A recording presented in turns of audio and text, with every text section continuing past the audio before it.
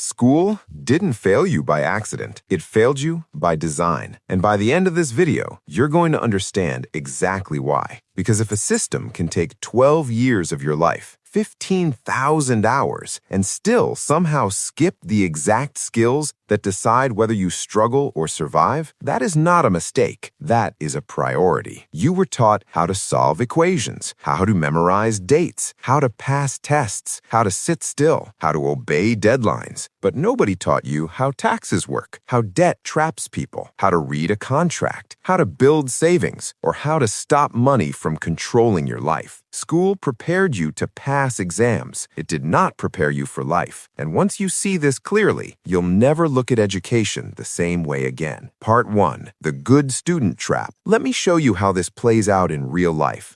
Imagine someone you already know, maybe a cousin, maybe a friend, maybe you. At 18, he graduates. Not lazy, not stupid. Actually, he did everything right. Listened in class, passed every exam, stayed out of trouble. He was exactly the kind of student the system rewards. Then adulthood starts. First salary hits. For one moment, he feels like he made it. Then the payslip arrives, and suddenly he's staring at words he's never seen before. Tax deductions, provident fund, account charges, insurance cuts. He just accepts it. Not because he understands it, but because nobody ever taught him what he was supposed to question. A few months later, first credit card. He uses it carefully, pays the minimum balance every month, feels responsible. What he doesn't know is that paying minimum balance means spending the next 3 years paying interest on things he bought in one weekend.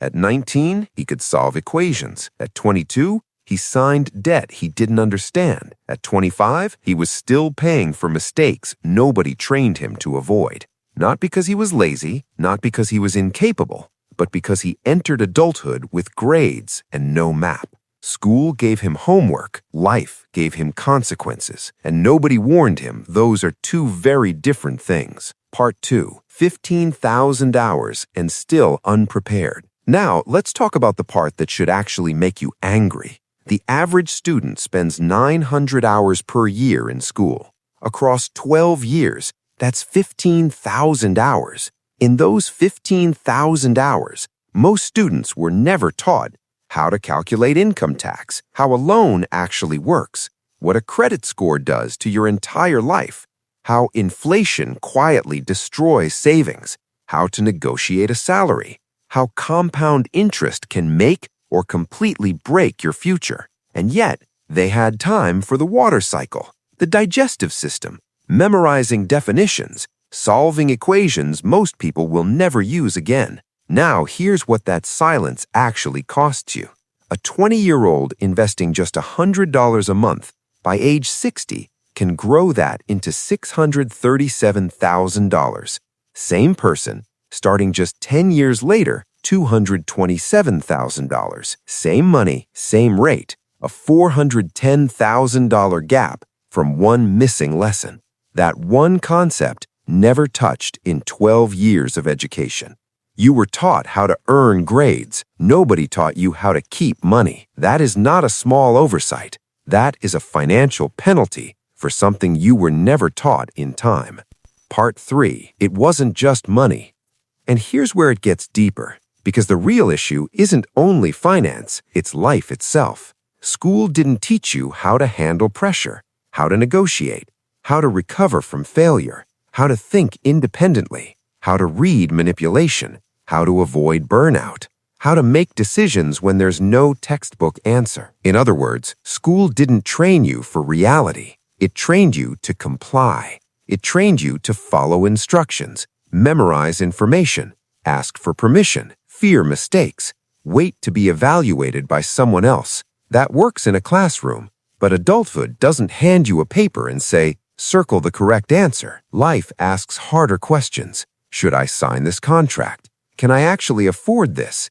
Is this debt worth it? Am I building anything? Or am I just moving forward or just staying busy? And the scary part? Most people are answering those questions with zero training. You were trained to memorize answers, not to ask dangerous questions. Part 4. Why the system stays this way. Now here's the uncomfortable part. Why hasn't this changed? Why do schools keep producing people who can pass exams but can't manage life?